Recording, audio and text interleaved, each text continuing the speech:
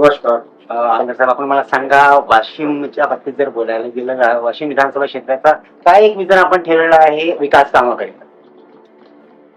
मी निवडून आलो तेव्हापासून त्या विधानसभेत जे विजन ठेवलं आहे ते हे सिंचनाचं, जे आमच्या जिल्ह्यामध्ये जो सिंचनाचा अनुशेष बरेच वर्षानुवर्ष स्थित आहे आणि त्याच्यावर काम पण सुद्धा झाले. अवकी इथं जे पडणारा पाऊस आहे तो, हा भाग जो आहे वाशिम जिल्हा जो आहे हा टेकड्यावर असल्यामुळं तो पडणारा पाऊस सगळं खालच्या जिल्ह्यामध्ये आणि खालच्या धरणामध्ये वाहून जातो. आणि आपलं एकच आहे की आता सध्या या जिल्ह्याचा जलसिंचनाचा जो आहे तो फक्त 18% आहे आणि तो 80% कसा व्हावा त्याच्यासाठी माझे प्रश्न चालू आहे. त्यासाठी आम्ही इसापूर धरणातलं 600 दलघनमीटर पाण्यातून जो वाशिम जिल्ह्यात आरक्षण आहे 300 दलघनमीटर तो आम्ही वाशिम जिल्ह्यासाठी आणणार आणि या जिल्ह्याचा सिंचनाचा अनुशेष भरून काढतो. शेतकरी कर्जमाफी खूप मोठा विषय आहे. जे आमच्या महायुतीच्या सरकारने त्या निवडणुकीत आम्ही विधानसभेच्या समोर गेलो आणि त्यामध्ये जे शासनाने जे लाडकी बहीण असेल, इतर जे काही योजना असेल, शेतकऱ्याच्या संदर्भात कर्जमाफी असेल, त्या सर्व जे दिलेले शब्द ते निश्चितच या 5 वर्षामध्ये पूर्ण करणार आहे.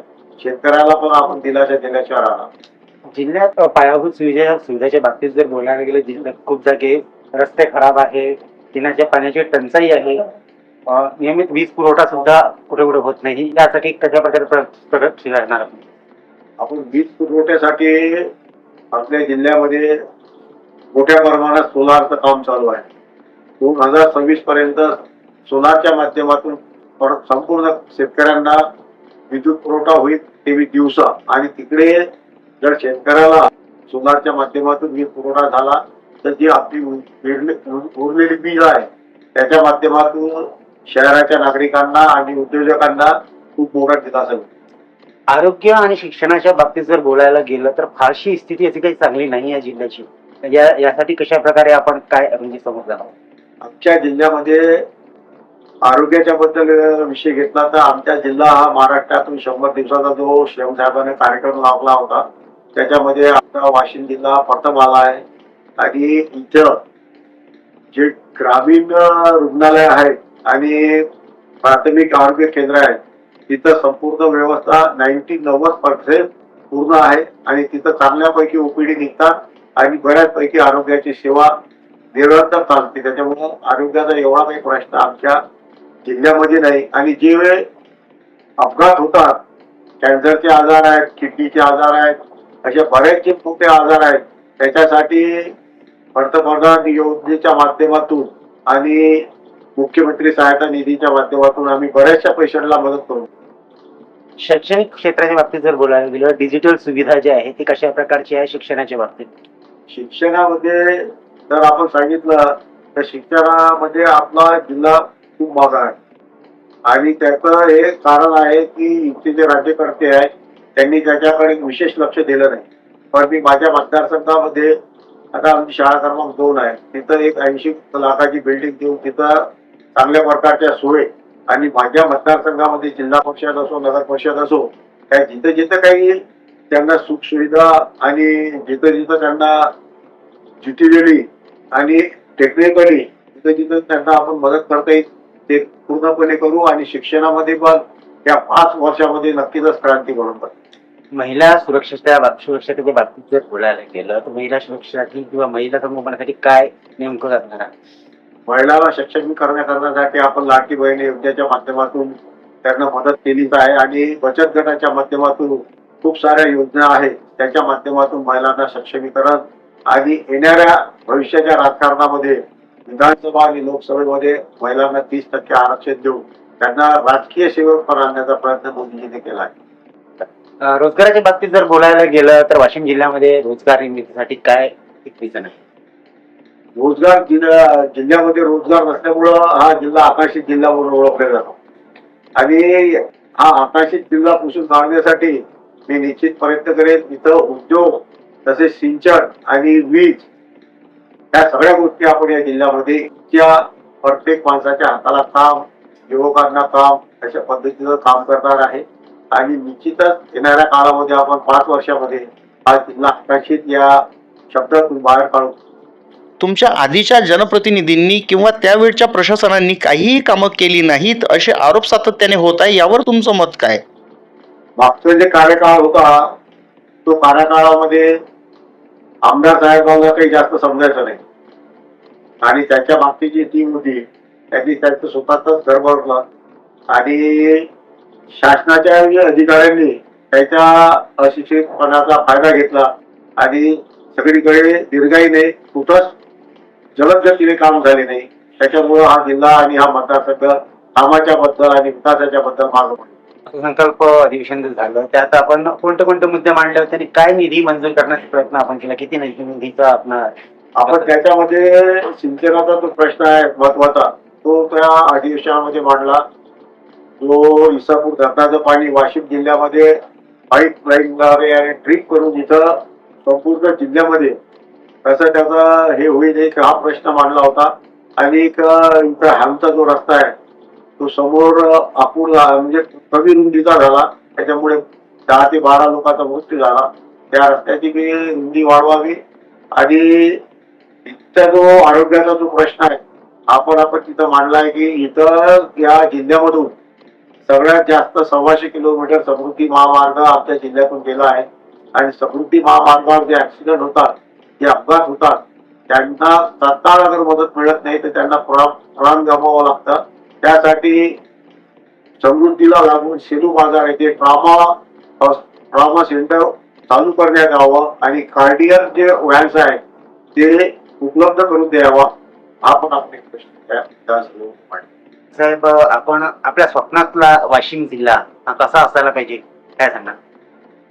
माझ्या स्वप्नातला माझा मतदारसंघ हा असा असायला पाहिजे की इथं शहरी भागातील लोकांना गार्डन असलं पाहिजे, चौकामध्ये थोरपुरुषाचे पोस्टर तुकडे असले पाहिजे आणि प्रत्येक जो मार्ग आहे हा तो बदरी असला पाहिजे, त्याच्यामध्ये सुशोभित लाईट असले पाहिजे आणि कुठंच अतिक्रमण नसलं पाहिजे. अशा प्रकारचा आणि शिक्षण आणि आरोग्य ही सेवा वेगळी कशी करता येईल त्याच्यामध्ये जनतेला कोणत्या प्रकारची मदत होईल अशा प्रकारचा माझा मतदारसंघ आणि हा जिल्हा करण्याचा आपण पाहिजे. जातीनिहाय जनगणना जी आहे त्याचा प्रस्ताव पारित केलेला आहे मोदीजींनी. जातीनिहाय जनगणना झाली तर कशा प्रकारचा फायदा जनतेला होईल?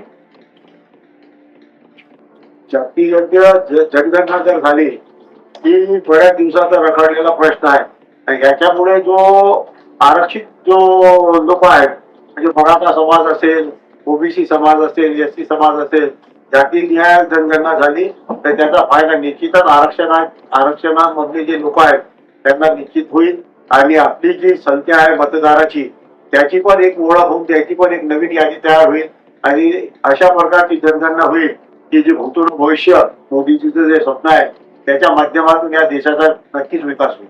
मोदीजींनी हे जे निर्णय घेतले याच्यावर विरोधक जे आहे ते गाजावाजा करताय की हा पॉईंट आमचा होता, हे आम्ही केलं, आता मोदीजींनी जे केलेलं आहे ते क्रेडिट घेत आहे, यावर काय बोलणार?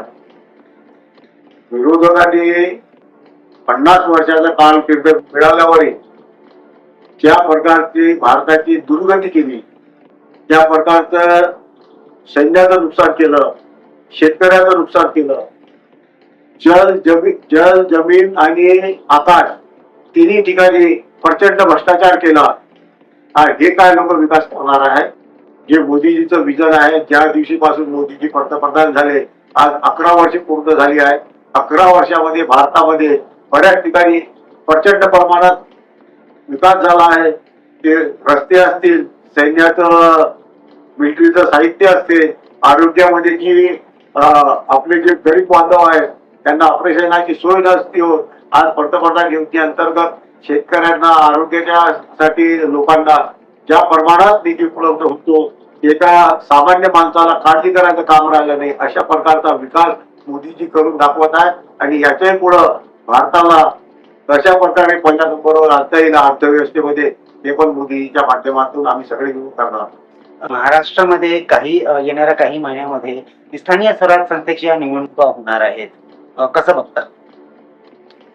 आता जी विधानसभा झाली 2024 मध्ये, त्या निकालाच्या अनुषंगाने ज्या पद्धतीचं जनादेश महायुतीला मिळालं, त्यामध्ये अजून आम्ही बऱ्याच सुधारणा करू, गोरगरिबाची मदत करू, जे जनादेशामध्ये आम्ही वाढ केली आहे आणि लोकांचा बघण्याचा दृष्टिकोन महायुतीच्या संदर्भात हा एक चांगला झालेला असल्यामुळं आम्हाला प्रत्येक क्षेत्रामध्ये, नगर परिषद असो, जिल्हा परिषद असो, पंचायत समिती असो, महानगरपालिका असो, त्याच्यामध्ये घवघवीत यश मिळाल्याशिवाय राहणार. त्या ऑपरेशन सिंदूर झालं, त्यात आपले जे जवान होते त्यांनी पूर्ण शौर्य दाखवून पाकिस्तानला चांगली चपराक दिलेली आहे. याबद्दल काय काय सांगणार? कशा प्रकारचा अभिमान वाटतं? आपल्या भारतीयाचं सैन्य जो आहे ते पहिल्यापासूनच शूर आहे. आपल्या सैन्याच्या कोणीही तुलना, कोणत्याही देशाची तुलना आपल्या सैन्याच्या सोबत होऊ शकत नाही. पण त्यांचे हात बांधलेले होते आजपर्यंत, ते हात मोदीजींनी त्यांना पूर्णपणे सूट दिली आहे. गोली का बदला गोली से देण्याचा त्यांना आदेश दिलेला आहे आणि त्यांनी ऑपरेशन सिंधूच्या दरम्यान पाकिस्तानला धूप चटून त्याचे दहशतवाद्याचे अड्डे उद्ध्वस्त करून त्यांना आणि सर्व जगांना भारताची ताकद दाखवून दिली. आपली जी विधानसभा क्षेत्रातली जी जनता आहे ते आपल्याकडे आशेच्या नजरेने, विकासाच्या दृष्टिकोनाने आशेच्या नजरेने बघताय. काय प्रेमाचा संदेश आपण देणार आहे विकासासाठी? काय सांगा? हे माझ्या विधानसभेच्या प्रत्येक मतदाराला आश्वासित करू इच्छितो की मी पहिल्या कामचा आमदार आहे. मला पहिल्यांदाच संधी मिळालेली आहे, पण मी या संधीचं सोनं निश्चितच करणार आहे आणि माझ्या मतदाराला कुठंच निराशेचं काम पडणार नाही. त्यांच्या गावात रस्त्याचा प्रश्न असो, पाण्याचा प्रश्न असो, विजेचा प्रश्न असो, डीपीचा प्रश्न असो, आरोग्याचा प्रश्न असो, या मूलभूत सुविधा मी थेट त्यांच्या गावापर्यंत पोहोचवल्याशिवाय राहणार नाही. अशा प्रकारची माझ्या मतदारसंघामध्ये मी निश्चित काम करून सेवा करण्याचा निश्चय केला.